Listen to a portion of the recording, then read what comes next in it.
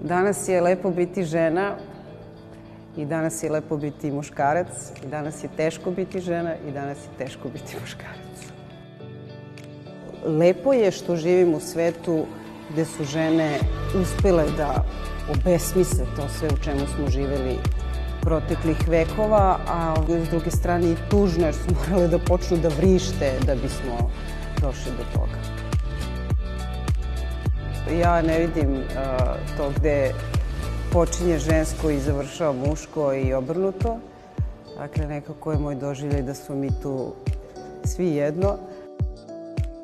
Umetnica je zadovoljna kada je mirna, kada ima mir i tišinu.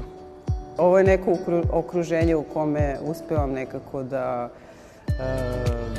bolje vidim stvari. Volela bih da se tokom razgovora u društvu više čujem. Kada kažem nakit, pomislim imam red stvari koje mi se javljaju. Prvo, to je prsten koji sam dobila od bake i koji sam gubila na najrazličitije moguće načine, ali uvijek sam ga nekako vratila nazad. I na 3 prstena koje mi je dala svekrva i koje ja nosim na svaki nastup.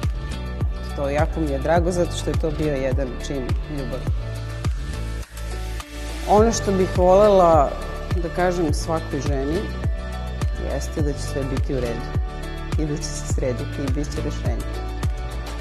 Fe kao fe, što je na nekim jezicima vera, a vera je nekako najviše određuje našu perspektivu.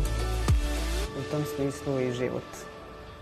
Verujem u ovo, verujem u ono, šta god da je to.